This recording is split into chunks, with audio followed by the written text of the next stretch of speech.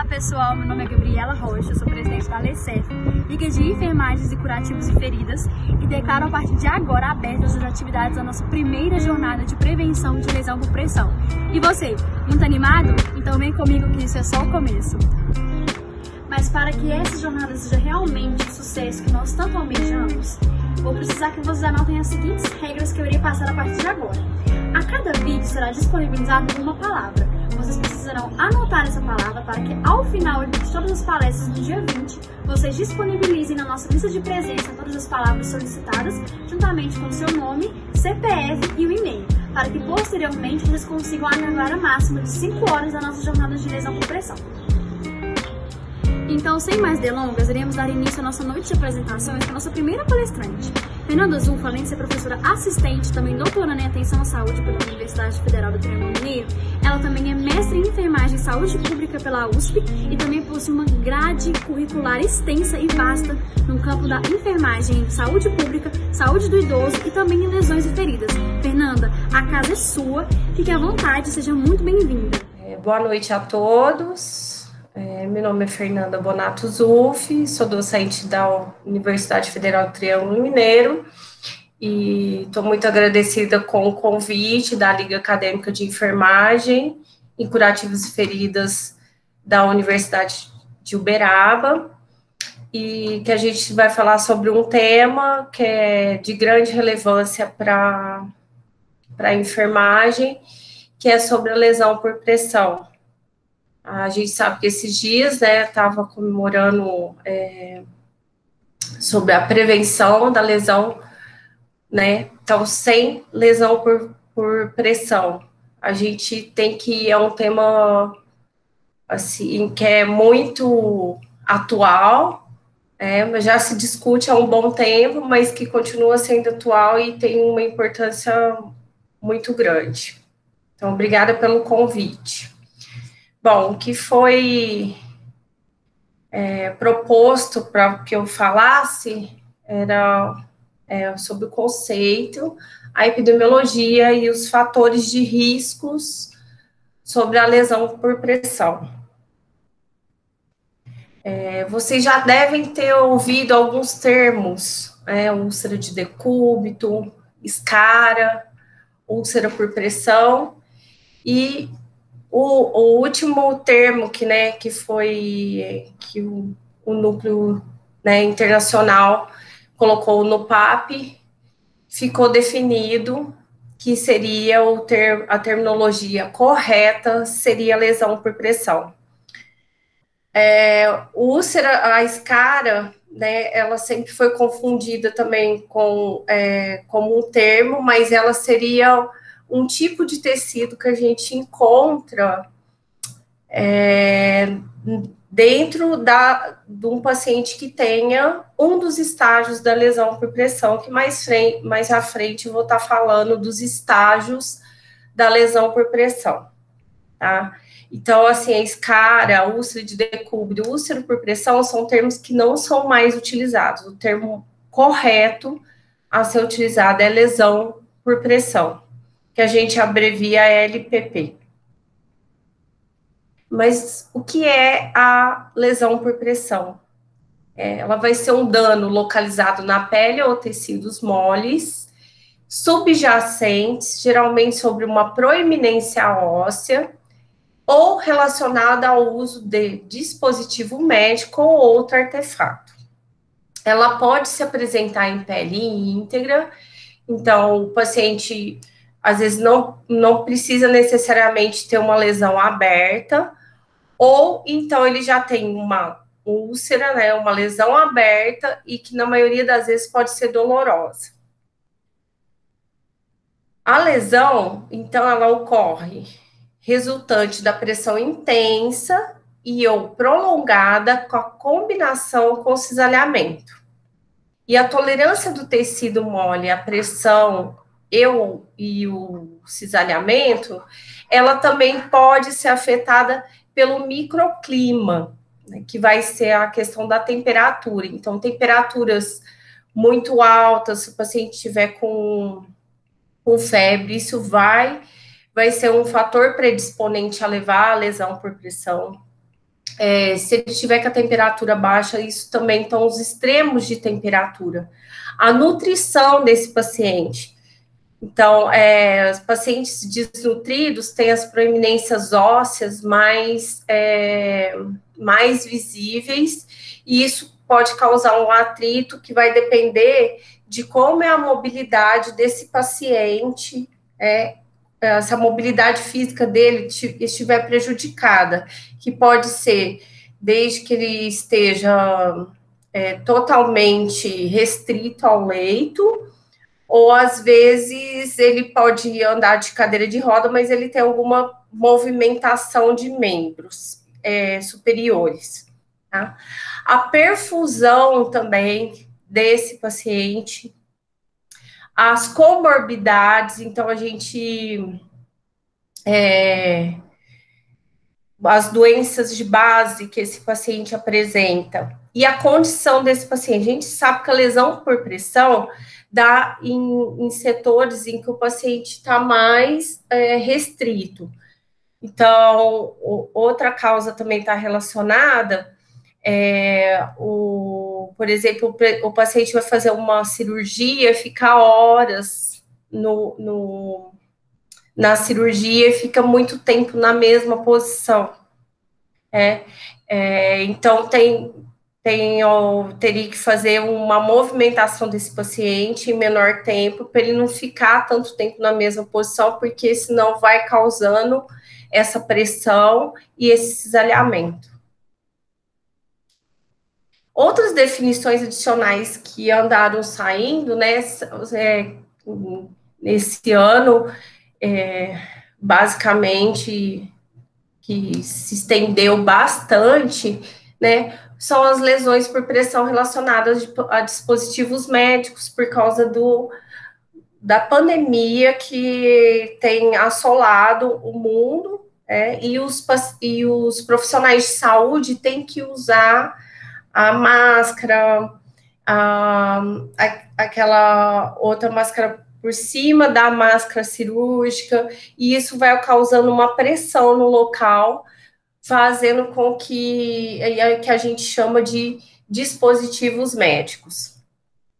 Outra definição que a gente tem também são as lesões por pressão em membranas mucosas.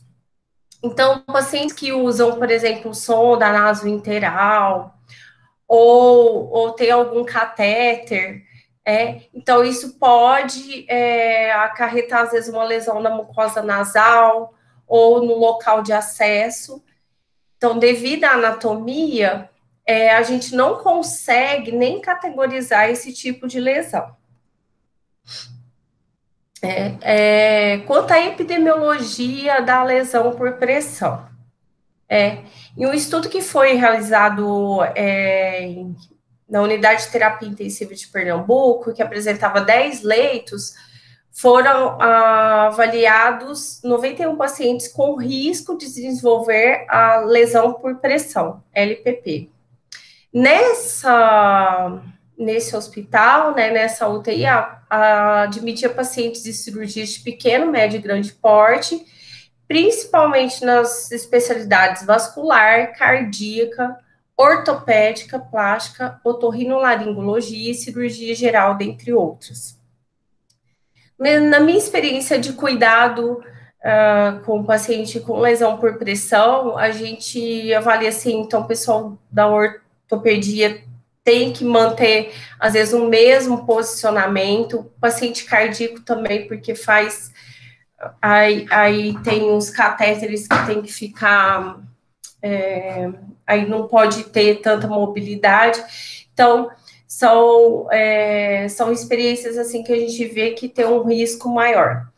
Tem os pacientes também que geralmente acidentados, se a gente pegar principalmente os que oneram bastante a unidade de terapia intensiva, que são os acidentes motociclísticos, são pacientes também que que acabam levando a ter uma lesão por pressão. Então, nesse setor, a gente teve, na realidade, uma pequena porcentagem de presença de lesão por pressão. Por quê? Desde que foi implementado, então, a prevenção, úlcera por pressão não, né? Lesão por pressão não.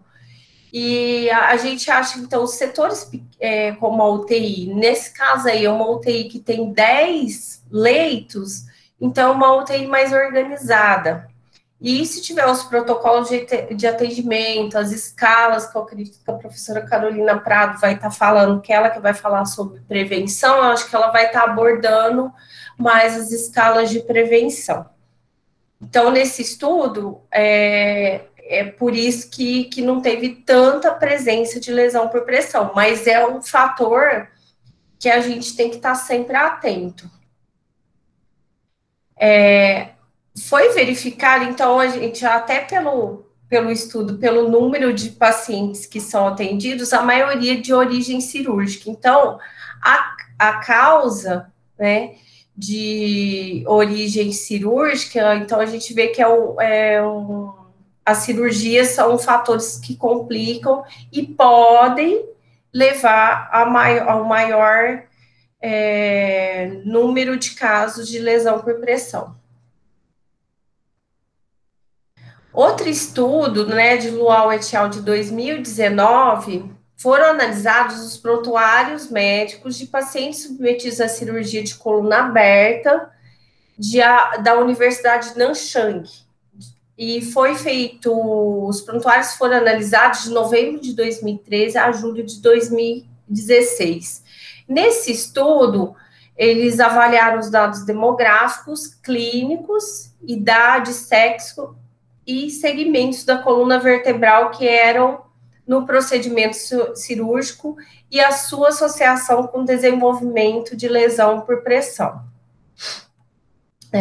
Então, dos 3.840 pacientes, 52,5% eram homens e 65,5%, que no caso corresponde a 2.516 da parte da amostra de 3.840, eram mulheres, com média de idade de 60 anos, e 4,7% dos pacientes desenvolveram lesões por pressão. A gente vê que não é um número tão... É uma problemática, mas que isso tem... os pacientes não estão desenvolvendo tantas lesões por causa dos protocolos que vêm sendo implementados nos países, né? Como os locais desculpa. Aqui, também a gente vê, que 54,3%, eram que foram cometidos pelas lesões, 100 eram homens e 84 mulheres. Como os locais de lesão, a gente vê que principalmente é na área dos isquios, 158 pacientes, 20 ocorreram no joelho e 6 no tornozelo. Mas por que a gente tem a lesão por pressão? Qual é a etiologia da lesão por pressão? O fator preponderante vai ser a pressão. Sempre a pressão. O tempo, vai depender da questão da nutrição desse paciente. Então, o paciente, a intensidade dessa pressão, o obeso tem uma intensidade maior do que, por exemplo, o paciente desnutrido. Então, o fator preponderante é a pressão. Quais são os fatores de risco, Então, sudorese aumentada ou diminuída. Então, a temperatura elevada pode levar a uma sudorese aumentada. E a diminuída vai estar relacionada à questão da desidratação. Aí a gente fala aqui dos idosos, que a maioria, se a gente pegar, por exemplo, os pacientes da ortopedia, a gente vai pegar pacientes idosos, que às vezes tem uma queda da própria altura, e na maioria das vezes eles têm que fazer uma cirurgia de fêmur, eles acabam quebrando o fêmur, né? E são pacientes que se desidratam, né? Pelo próprio os fatores, né, que vão levando em decorrência do avançar da idade. A alteração da sensibilidade da pele, então, como que está se esse paciente tem sensibilidade ou não? Então, a gente, por exemplo, os pacientes diabéticos, a gente sabe que eles, quando a gente os avalia, a gente vê também a questão se ele tem sensibilidade nos locais, principalmente nos pés, que é um local que a gente sempre deve avaliar. A higiene inadequada. Então, o paciente que, por exemplo, está acamado, não tem controle de esfínteres, né? Ele, por exemplo, sofreu um acidente, pode ser do mais jovem ou mais idoso também, né? Então, a higiene, se não for realizada uma higiene adequada desse paciente, se ele estiver, né, sem controle de esfíncter, tem que ter trocas maiores, porque vai levar a lesão por pressão. E a higiene não vai ser só não falo que é só do paciente, não. A gente tem que ver a higiene local, como que é a higiene da casa, e a higiene do leito desse paciente, como que é arrumada essa cama, se às vezes tem restos alimentares, a gente tem que estar observando adequadamente isso. Outro fator de risco, a desnutrição, né, ou sobrepeso, que então influencia bastante também, que eu acho que eu já falei um pouco. A idade avançada, então o idoso tem perda de colágeno, se desidrata mais fácil. A mudança da mobilidade, então era um paciente que era totalmente ativa e ele está com a mobilidade prejudicada, às vezes ele precisa de algum dispositivo para tá podendo se locomover. A imobilidade, então a gente pega esses pacientes que, por exemplo, não têm mobilidade nenhuma e ele vai depender totalmente de um cuidador para estar fazendo a mudança de decúbito, para estar cuidando desse paciente, porque ele vai ter a perda também do controle dos esfínteres. As alterações do nível de consciência ou da cognição. Então, os pacientes da UTI, eles têm alteração muito grande de consciência. E cognição a gente vê muito nos casos de idosos também, mas que pode acontecer dependendo da causa desse paciente que levou ele às vezes algum acidente motociclístico também tem alteração tanto da consciência como da cognição. Os problemas circulatórios, então, às vezes o paciente tem uma insuficiência vascular que pode ser arterial ou venosa, isso vai influenciar também para que esse paciente desenvolva uma lesão, tá? E a incontinência urinária ou fecal, porque vai ter a questão das fezes e urina, vai ter umidade, a pele vai estar mais sensível. Hoje a gente tem produtos que a gente não tem que estar limpando, trocando o paciente o tempo todo, lavando com soluções antissépticas. Então, são soluções assim que os profissionais de saúde gastam menos tempo e eles também assim, às vezes as pessoas acham que é oneroso, mas não é. Porque além deles terem, ser mais fácil, gastar menos material, gastar menos tempo do profissional, além disso, esses produtos também têm o mesmo pH da pele, que o pH da pele também interfere. Então, tem alguns produtos adstringentes que, por exemplo, podem tá deixando a pele desse paciente mais irritada. Então, se o paciente apresentar vários episódios de diarreia, você ficar utilizando, por exemplo, né, alguma solução que não seja o mesmo pH da pele, né, que seja um pH base, que o pH da pele é ácido, então isso vai causar um atrito.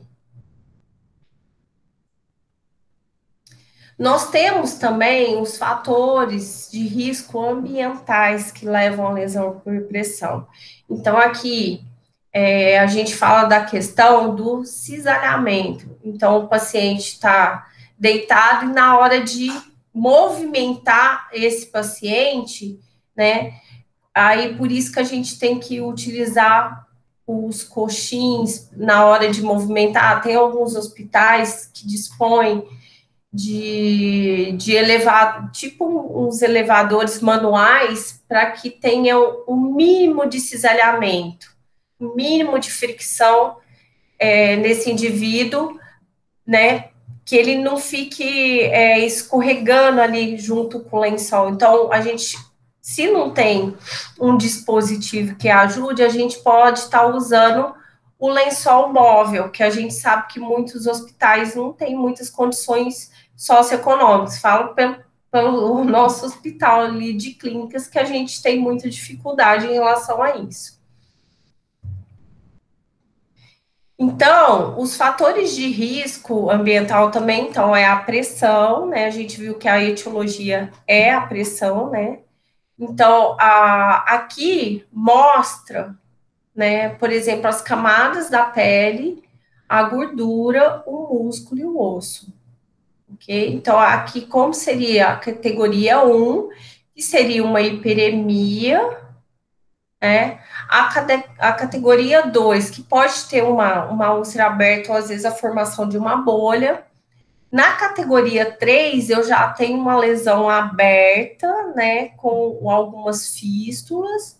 E a categoria 4, eu já tenho uma grande área aberta, com necrose, aqui coagulativa, necrose liquefativa, com tunelização. Se a gente colocar uma sonda uretral, a gente vai ver que essa parte onde não tem lesão, tem uma lesão, ela tá mais profunda. A hora que a gente coloca, ela vai se aprofundando. Sempre a gente fala que ela tem a gente sempre fala para os alunos, né, que você coloca a mão e tem a consistência da sua bochecha, para você, que você não erra, você vai ver a mesma sensação mesmo. Então, a fricção, então, a movimentação desse indivíduo, né, então, a hora que ele não tem muita mobilidade, aí ele mesmo tenta se movimentar sozinho, então aqui ele precisa de ajuda, porque ele pode ter uma fricção aqui no cotovelo, né, que pode levar a uma lesão por pressão. Então, por isso que é tão importante o paciente que tem mobilidade prejudicada ou totalmente imóvel, ele necessita de um cuidador. Esse cuidador, ele tem que ser treinado para poder oferecer um atendimento mais qualificado para poder dar conta dessa pessoa, porque ela não consegue se movimentar. No que ela não se movimenta, ela acaba se machucando e friccionando a pele contra, por exemplo, aqui a gente está vendo a cadeira de roda. Mas quais são os principais locais, né, que a gente pode ser acometido pela lesão por pressão? Na cabeça, a gente pode ser acometido aqui na parte posterior das orelhas, ainda aqui seguindo, né, no ombro, no cotovelo, no quadril, então eu falo na região dos isquios, né? Na região sacral, entre os joelhos, então, assim, se o paciente não tem mobilidade, então a gente tem que utilizar os coxins, porque Às vezes ele vai encostando as proeminências ósseas do joelho, bem aqui na parte interna, e faz o cisalhamento e a fricção. E o calcanhar, tá? O calcanhar fica no leito, né? E acaba que esse paciente faz a fricção e cisalhamento, que a gente vai ter que manter esses calcanhares elevados para que não, para que a gente não tenha uma lesão por pressão. A Carol vai falar mais da prevenção, eu não vou falar. É importante, além da movimentação, dos coxins, a questão da hidratação da pele. Então, e a hidratação desse paciente como um todo também. Eu falo que lesão por pressão envolve um atendimento multiprofissional. A gente precisa do médico, do enfermeiro, precisa do cuidador, a gente precisa, se na família não tem, a gente tem que tentar eleger alguém, a gente tem que ter a parceria. Esse paciente sai do hospital, vai para o domicílio. Como que vai ser esse acompanhamento lá no domicílio? Como que é a casa desse indivíduo? Tem uma equipe de saúde que pode estar acompanhando, o agente comunitário pode estar passando esses dados todo para a equipe, a enfermeira lá fazer as orientações necessárias. Então, a gente tem que ter todo um trabalho em equipe de rede. Então, aqui são alguns exemplos, né, só ilustrando os locais, né, então, no calcânio, e o calcânio a gente tem que avaliar qual que é, por exemplo, o prognóstico desse paciente. Muitas vezes fica assim, mas tem vezes que dá uma necrose coagulativa, né, que é aquele tecido bem enegrecido, e a gente desbrida ou não desbrida, como faz? Aqui na região sacral, que é campeã eu acho que da lesão, né, e são lesões que são muito profundas, que tem muita fístula, muita tunelização, então a gente às vezes acha que está fechando, e a hora que coloca a sonda, aqui ela tá boa, aqui ela deve estar no estágio 1. Aqui na região lombar, então é outro local que pode dar também.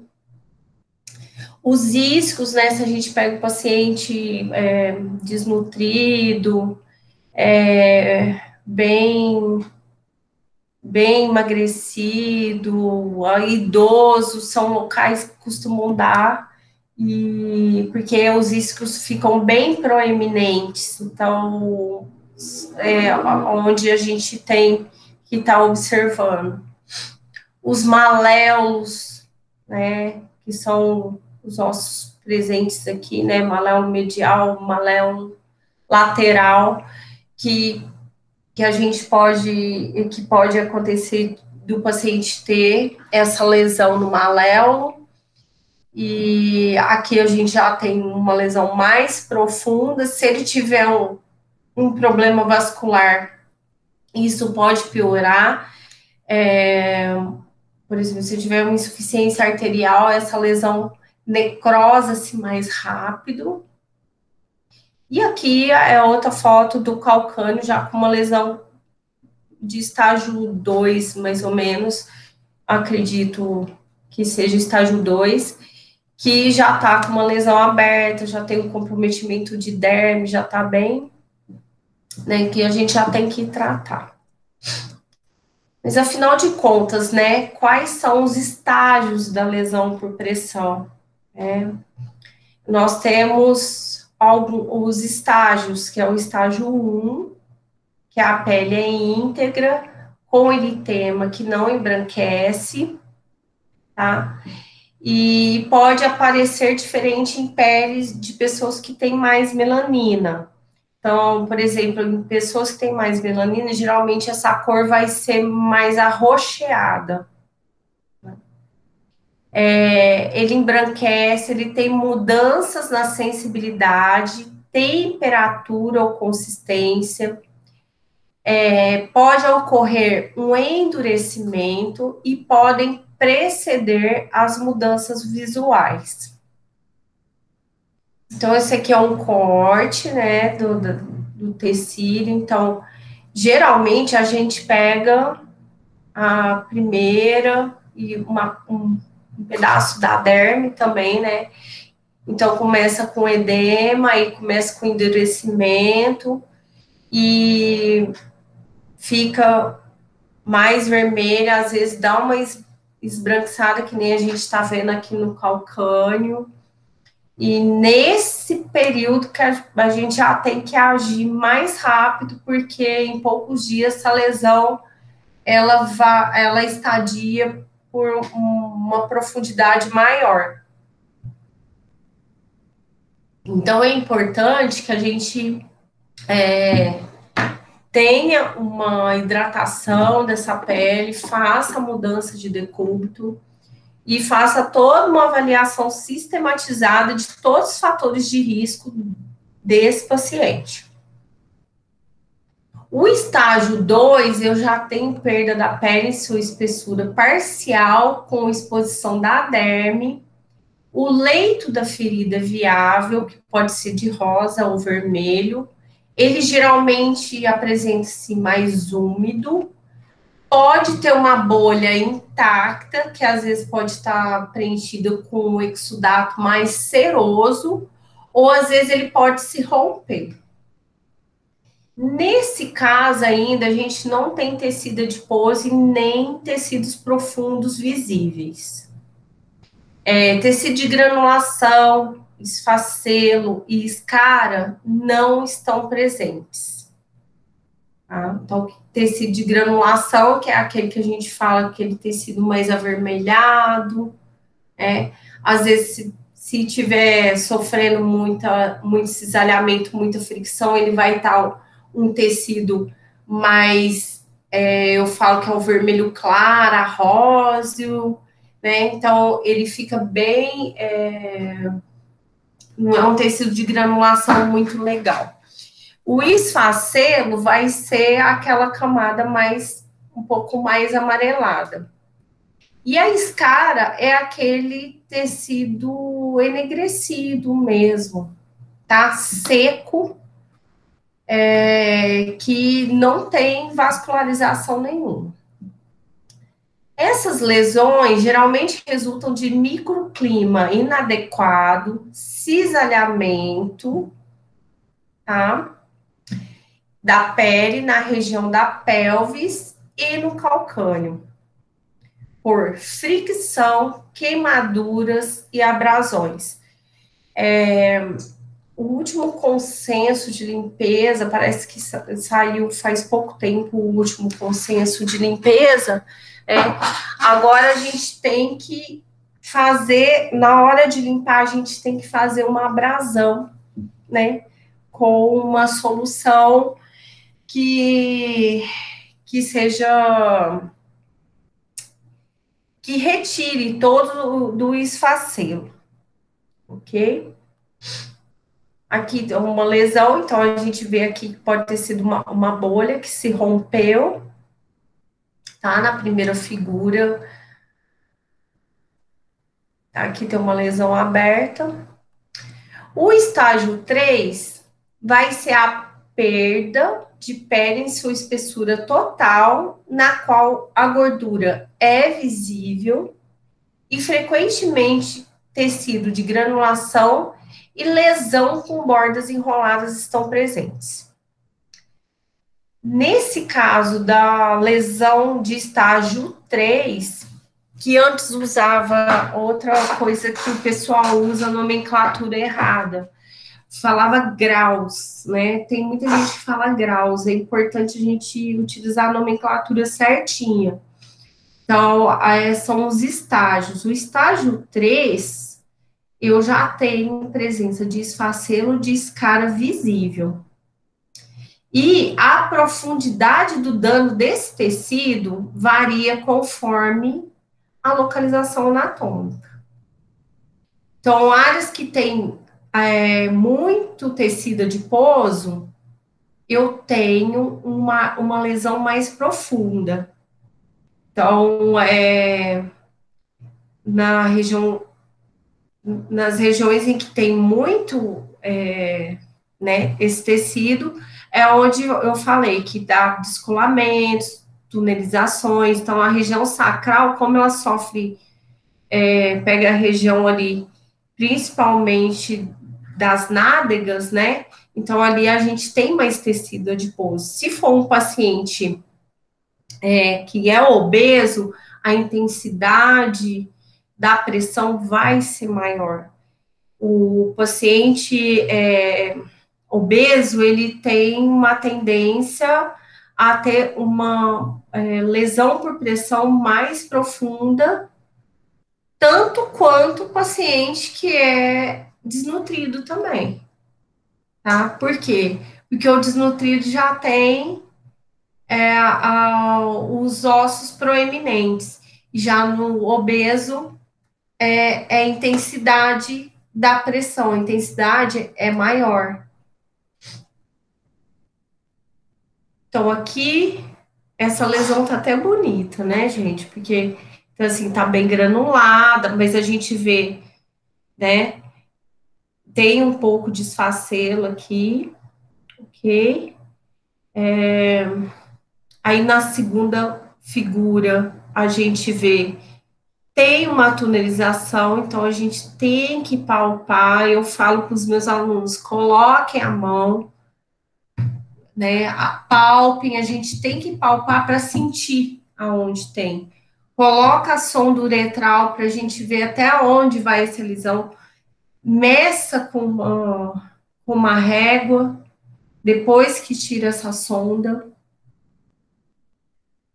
Nessa lesão do lado esquerdo, na qual tem o corte, né? A gente vê, tá vendo, que tem um orifício aqui. Se a gente palpar em volta dessa lesão, a gente vai ver que tá mole aqui. Então, é a famosa consistência de bochecha que eu falei.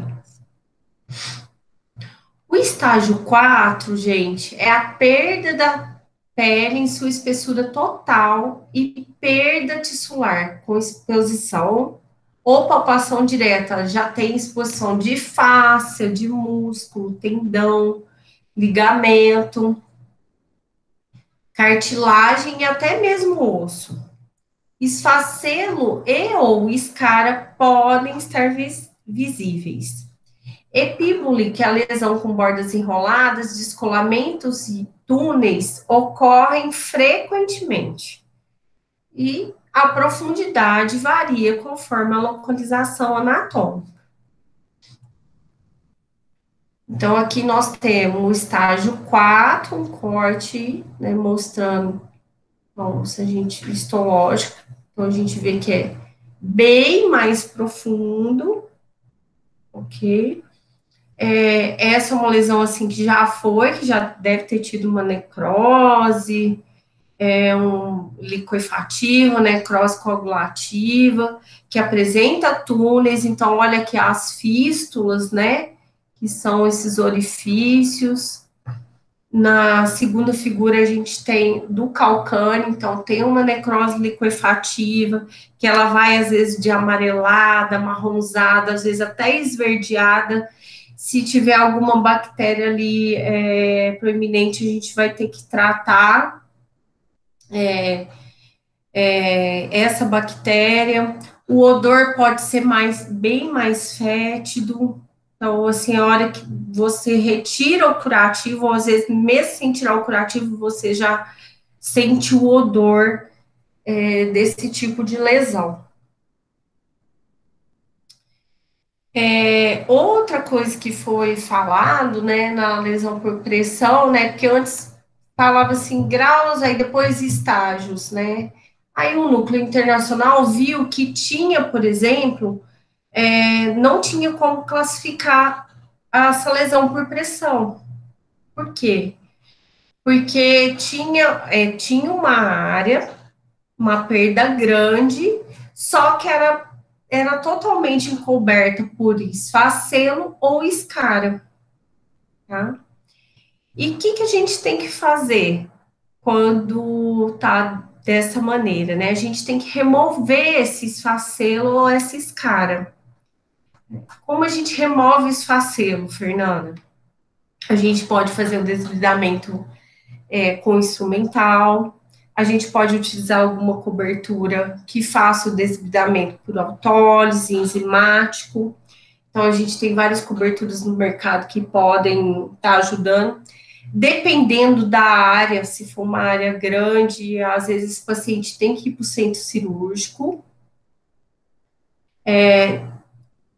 E tem a escara. A escara vai ser aquela necrose preta, enegrecida, ok? Que às vezes a gente pode estar fazendo uma escariação. O que é a escariação? A gente faz uns pequenos cortes na lesão e usa um curativo que seja desbridante. Nesse caso, aí que nem eu falei, a gente tem que avaliar também o caso desse paciente. Tá? Então, como que é o prognóstico desse paciente? A gente mexe ou não mexe? A gente tem que ficar bem atento em relação a isso. A escara estável, que é a seca aderente sem eritema ou flutuação em membro isquêmico no calcâneo, ela não deve ser removida, tá? Então, se tiver uma isquemia, não é indicado que a gente faça o desbridamento. Nós temos também as lesões por pressão, não, então aqui a gente tem as fotos da lesão não classificável, então aqui estão os cortes, aqui então tá coberta, encoberta aqui por um esfacelo ou uma necrose liquefativa muito espessa. O que a gente faz aqui, Fernando? Tem que, às vezes, dependendo, nesse caso aqui, a gente pode fazer um desbridamento por autólise, um desbridamento enzimático, a gente pode utilizar uma cobertura que vá tá absorvendo todo esse tecido que é desvitalizado. Após esse desbridamento, que a gente vai conseguir classificar que estágio essa lesão tá. Se é o 1, não vai ser, gente. Tá? Provavelmente essa lesão vai estar em estágio 3 ou 4. Geralmente são as classificações que ocorrem mais. Essa necrose a gente pode fazer a escariação, como eu falei, né, e utilizar uma cobertura desbridante e poder, para ela estar depois, ou então, aqui dá para a gente fazer isso, para o paciente não ter que ir para o centro cirúrgico, que é um risco maior para esse indivíduo, ele vai ter que ser anestesiado, o risco dele se contaminar lá é maior, e também ficar na mesma posição, aí então resolve no local e pode dar lesão em outro local, aí não vai piorar a situação do indivíduo. Nós temos também a lesão por pressão tissular profunda. Tá? A pele, geralmente, ela está intacta ou não, com área localizada e persistente de descoloração vermelha escura, marrom ou púrpura. Geralmente, ela não embranquece e tem uma separação epidérmica, que mostra lesão com um leito ou escurecido, ou então tem uma bolha com exudato sanguinolento.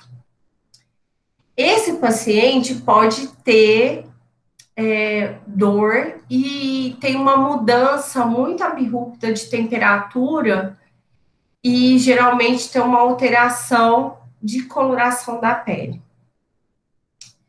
Isso acontece da pressão intensa e prolongada, cisalhamento entre osso e músculo, E essa lesão pode evoluir rapidamente e revelar a extensão atual da lesão tissular ou resolver sem perda tissular.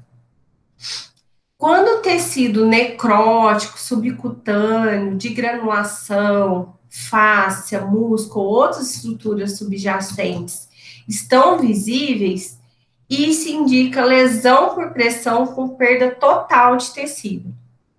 Então, eles colocaram lesão por pressão tissular profunda. E como que ela pode se apresentar? Então, aqui a gente tem um corte, né, de um tecido, e aqui, nesses casos, nós temos que ter intervenção do vascular, porque ele já tem um comprometimento muito maior, que a gente não vai conseguir intervir, não tem o que fazer, a enfermagem não consegue intervir nesse momento, tá? Porque o dano é muito maior. A gente pode ver que o dano acarreta até a parte mais profunda do tecido, tá? Essas foram algumas referências que eu utilizei, ok? E se alguém tiver alguma pergunta, receber alguma coisa, eu posso estar à disposição. Obrigada pela oportunidade de estar aqui expondo um pouco sobre um tema, assim, que eu tenho muita afinidade. Obrigada. Voltamos. Que palestra maravilhosa, não é mesmo? Vocês gostaram? Espero que sim. Fernando, deixo aqui nosso eterno agradecimento por essa aula inefável que a senhora nos proporcionou essa noite. Muito obrigada e a senhora será sempre muito bem-vinda na Unicef. Aos demais, tenham uma ótima noite e até o próximo vídeo.